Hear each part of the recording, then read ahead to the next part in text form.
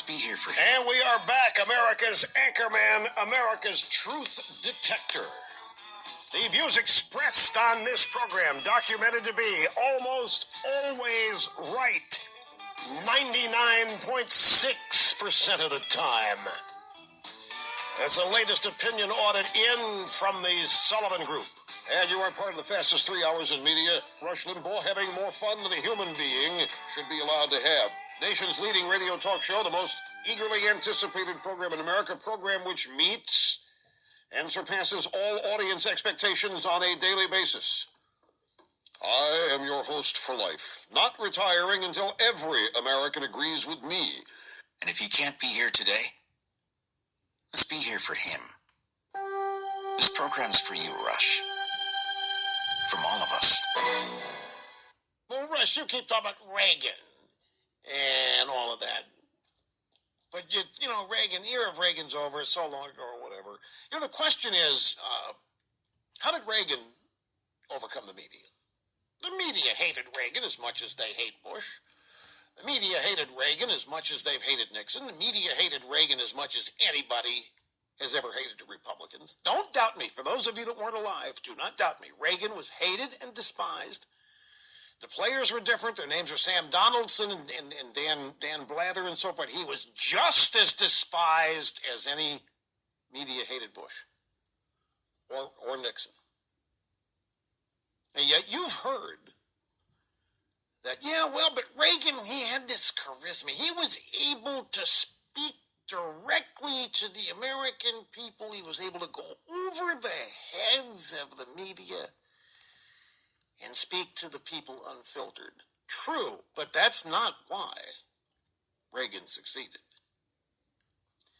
It all comes down to the same thing: substance and reality versus spin, PR, buzz, and myth. The end result: look at what happened when Reagan was president. The economy grew like gangbusters. I don't care what the media is saying. The reality was the economy was great. We were vanquishing communist foes, foreign policy.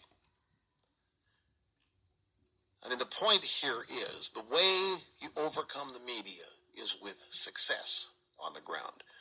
But you don't vie for a buzz success or a PR success. You don't try to have success that's defined by persuading as many people as possible you're successful. You define success by being successful. Implementing policies that work, that really benefited people because they helped themselves. The reason Reagan was able to overcome the media is because his policies revived a country which was in as bad a shape in the latter 70s as it is now, which is precisely what we need again.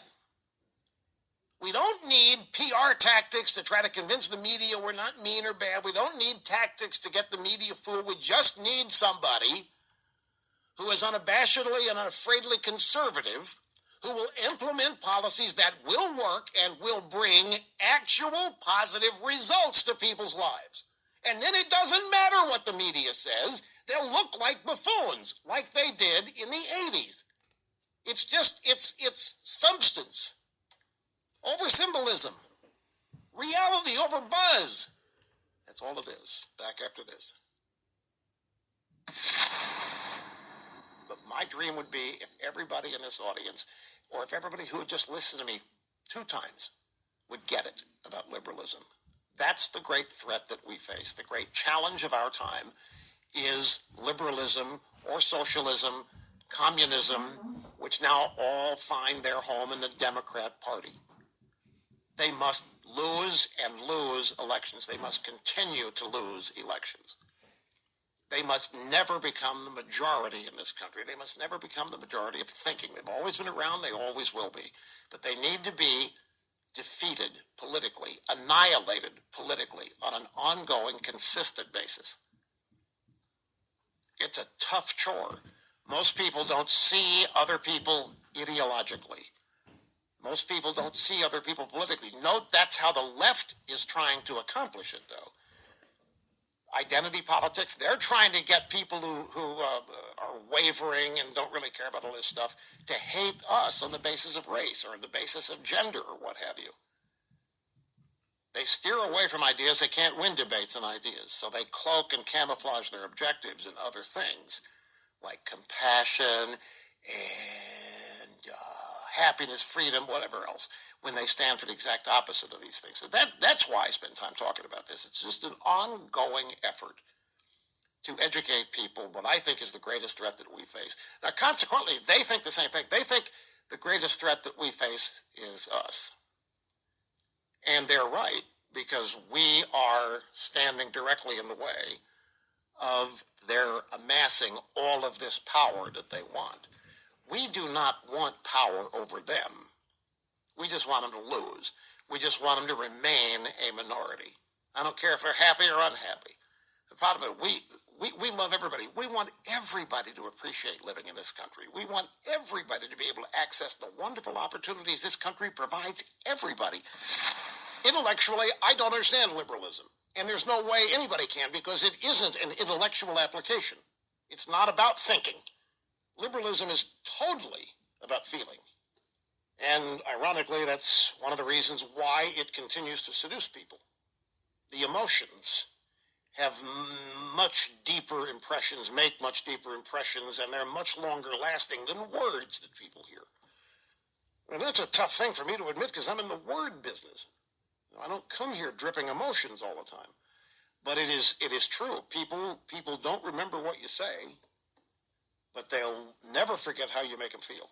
So if in this case, if Trump is making people feel confident, if Trump makes people feel happy, if Trump makes people feel involved, engaged, if Trump makes people feel like that the country has a chance with him, the hell with what he's saying. It won't matter.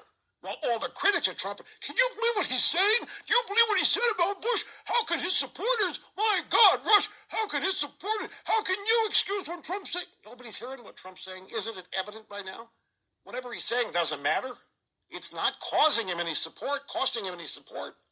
It's all about how he's making people feel. And I would submit to you it's the same thing with Obama. And by the same token, if you have your average wet noodle Republican could be, who knows, brilliant, smart, whatever. If there's no charisma, personality there, I don't have anybody in mind. I'm just using this as a exercise. The emotional component of politics, one of the most frustrating aspects of it to me, because I don't know how you battle it. I don't know how you talk people out of their emotion. I don't know how you talk people out of the fact that something or somebody makes them feel good.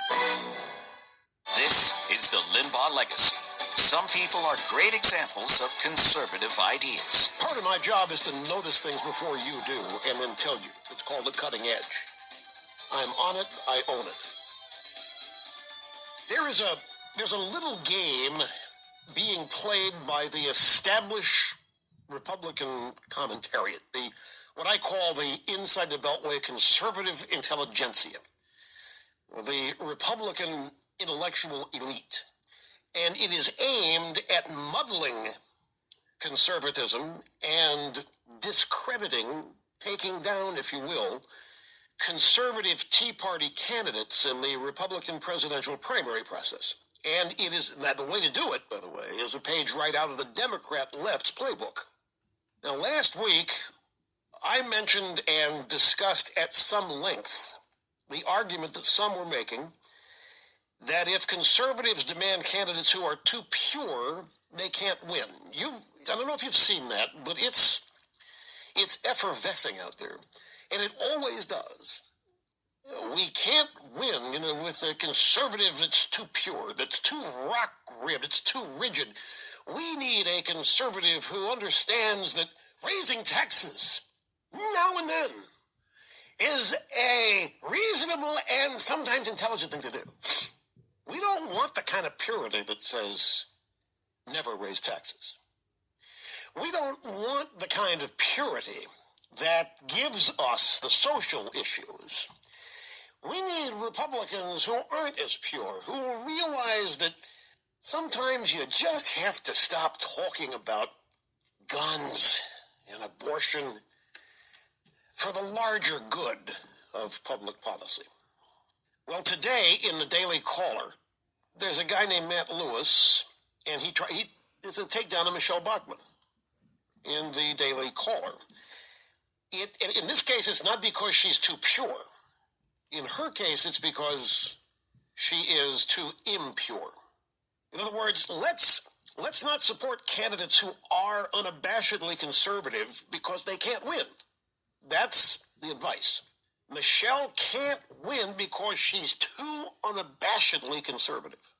Palin can't win because she's too unabashedly conservative. On the other hand, there are no unabashedly conservative candidates in the field.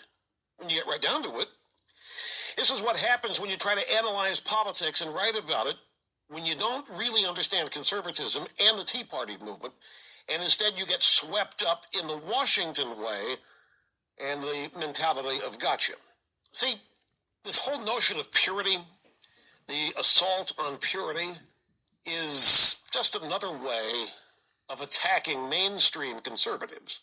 But conservatism, I would say, speaking for myself, conservatism is not about purity. It's about a philosophy. People get sidetracked, purity and all these other aspects, but conservatism is a philosophy, and all conservatives do not agree on all things when it comes to every issue or policy. However, there are fundamental and defining principles and views on life that do define and unite conservatives. Now let's look at Bachmann. Just a quick peek here at Michelle Bachmann. She is a favored target of establishment Washington. Now that doesn't come as a surprise to you, does it? I mean, you know that she's a target. You've seen it. It might perplex you as to why. At this stage of the game, look, I know we're in the Republican primaries and the battle is between ourselves now.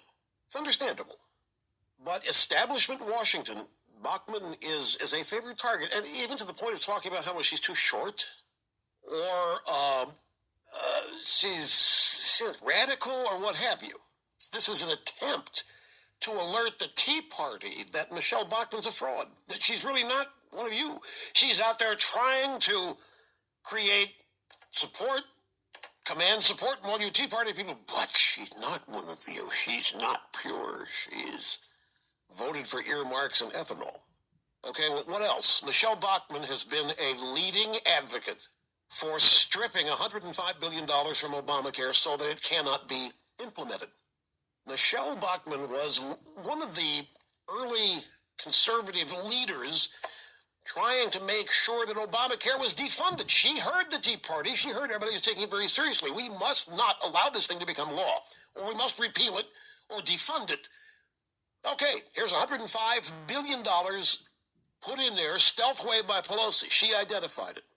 She wanted to strip it out of there. She's a leading opponent of the continuing resolution theory of funding government. She steadfastly stood up and opposed the House leadership on funding the government 2 weeks at a time.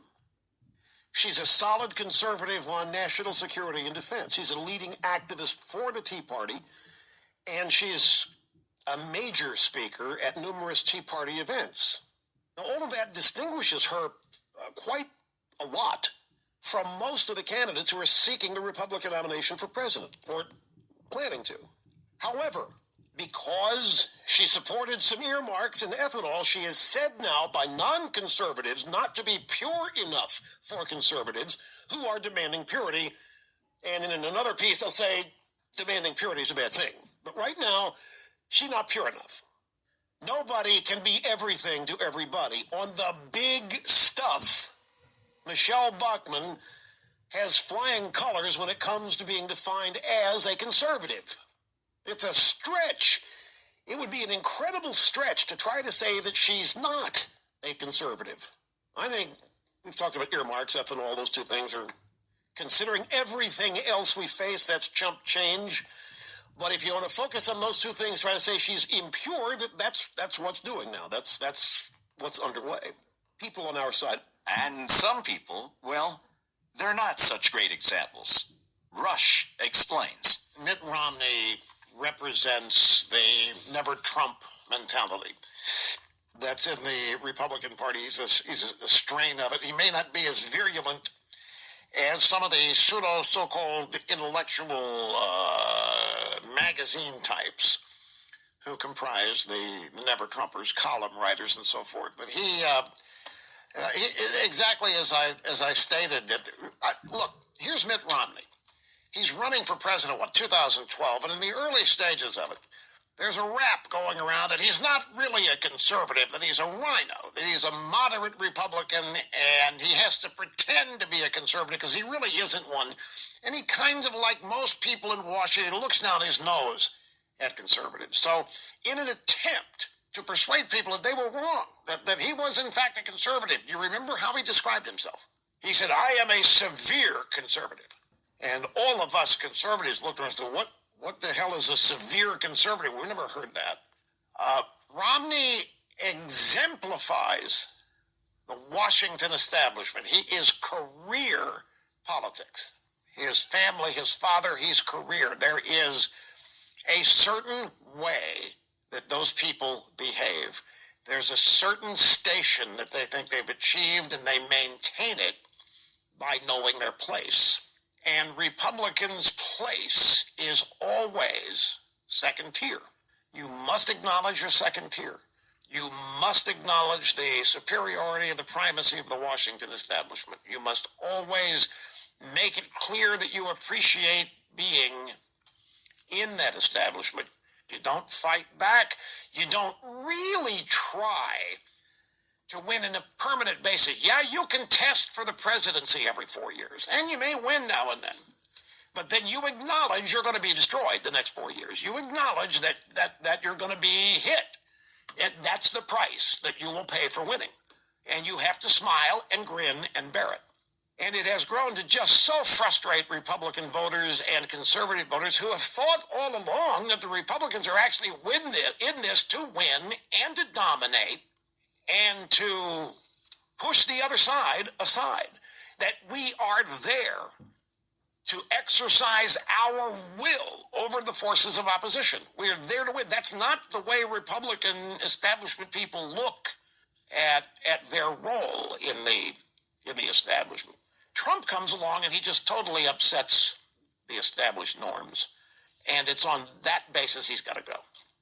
And in the claim that he's incompetent and a boob and doesn't know what he's doing, is filled with chaos, endangering the United States, losing our respect around the world. We can't have this. We've established this world order that the United States set up after World War II. Trump's coming along trying to blow it up, and we can't allow this to happen. So it's easily understandable if you know who the players are, and if you have come to grips with the way Republicans in this establishment acknowledge their place in it. Keep it right here. More of the Limbaugh legacy is coming up next on the EIB Network. Returning now to the Rush Limbaugh Show. More of Rush's words of wisdom to remember. I have multiple years' experience watching these people. I know liberalism, and I know media like the back of my hand. I've studied them. My entire 30 years of this program, much of it has been spent explaining liberalism to people so that I can effectively refute it. Explaining the media, who they are, how they operate, examples of how they operate, so that I can refute it, so that I can hopefully be persuasive with people in convincing them not to believe out of the chute everything they hear. So with me, when I say it's intelligence guided by experience, that's really it. All I needed to know, based on 30 years of watching this stuff, Troy, it was Brian Ross, and that's 80% of it. The other 20% of it was ABC. And you couple that with what I already explained. They live and breathe with this unquenchable desire to destroy Donald Trump. They wake up every day, each one of them. Every drive-by media, male and female, that you watch or read, I'm telling you, every one of them wakes up every day hoping that day is going to be the day that they or one of their colleagues find a silver bullet that's going to nail Trump. They are convinced it's there. They have become delusional. They have so immersed themselves in this lie for the last 12 months plus that they believe Trump colluded. They believe Hillary should have won. They believe the election was hacked and tampered with. They believe Trump colluded with Putin to screw Hillary out of the election. They believe it like you believe whatever you mostly believe in your life. They believe it. They don't hope it. They don't think it. They believe it. And so when here comes a story that features something we have never heard in all of this, never did we hear that Trump as a candidate, not that word specifically was not mentioned. But the bottom line, Troy, is that I know it didn't happen. And the way I know it didn't happen is by watching the very drive-by media and the Democrat Party. If there was evidence that it happened, we would have long ago known it, and they would have long ago used it, and long ago tried to get rid of Trump. There is no evidence. There will not be any evidence because there isn't any. They had to manufacture a fake dossier to further along this fake narrative. They are living a series of lies. So it's only common sense that when you have Flynn flipping and admitting to lying to the FBI, these people think that Flynn has told Mueller that Trump told him to call the Russians and fake the election. Screw with the... That's what they think. Since there's no evidence for it, they have to get as close to that as they can, and that's what Brian Ross's report was. And I had no doubt from the first moment I saw it that it was not going to hold up. Was I guessing? Yeah, because, I don't work at ABC. I don't know Brian Ross. I had to talk to him about it, so yes, total wild guess, but it really wasn't. It's intelligence guided by experience and a fearlessness to say so. Because I know them. I've studied them my whole life. The fact that I've done that, I can't tell you how frustrating it is that more people don't see it. Because to me, it's so obvious and easy. But again, I've spent 30 years on it. More of the Limbaugh legacy coming up on the EIB network. Rush has been an inspiration to millions. His callers tell their stories. Here's Marie in Dayton, Ohio. Glad you waited and welcome to the program. Hi. Hi, thank you for having me. I'm praying for you. Hope you get better. And I'm a first-time caller, and I just wanted to say that I am not a victim. I am a minority. I don't believe in victimhood, but racism does exist, and it comes from the Democratic Party. A lot of people miss this. Elizabeth Warren said during the debate that she said that we need to pay people more so we can pay the black and brown people who do this work when she was referring to child care work. Right. And what that tells me is that she believes that black and brown people are the ones that do that work. When there's white people that do honorable and good work of child care, but brown and black people are also entrepreneurs. And it's our persistence and our perseverance and our belief in a strong work ethic and our belief in the American dream that helps us overcome and become business owners. And I myself, I was fired from my company, and I bought the company that fired me 2 years later. But it wasn't because... Wait just a minute. You just can't flash that bias. You were fired by a company, and you bought it 2 years later. How did you do that? Well, it was a fluke. I never thought I'd be CEO of the company. I was selling medical diagnostic equipment to diagnose dizziness, concussion, and traumatic brain injuries. And I was fired because they said, ironically, they said, I'm making too much money because I'm not educated, I'm not a doctor, and doctors should be selling to doctors. I shouldn't be making that kind of money. I was straight commission, and so they fired me. And at that time, I was a single mom with 4 kids, minority, but I didn't say I'm a victim or it's a crime from the white man. No, I went out and I worked my butt off. And then I started another company, and I earned enough money that when they found out how well I was doing, they called and they said, hey, are you interested in investing? And I said, interested in investing? Well, let me take a look at the book. So your point is, you're a minority business owner. You have actually... you've actually purchased a company and fired you. But you still think, the Democrats still think that you're too stupid to do anything but menial work. Exactly. And that's what they say. If you listen to the debate and you listen to everything they say, they think you're too stupid. You need the government to help you. Because they pander to you. That's exactly. You said it. She said it. Not me. She's a minority businesswoman. She said it. That's exactly how the Democrat Party looks at minorities as incapable. You know what the biggest problem is? The soft bigotry of low expectations. And that's what the Democrat Party and the American left does to minorities. One of the worst things, if you're a parent and you have kids, one of the worst things you can do is have low expectations of them and tell them that. If you expect great things from them, that's motivating and it can become self-fulfilling. But if you have low expectations, and the Democrats are built on that philosophy, the soft bigotry, low expectation. You can't do much. You can't do it on your own. You can't do it without us. But it's not just minorities that the Democrats treat that way. It's a whole lot of their voter base. It's how they look. That's the preferred constituency.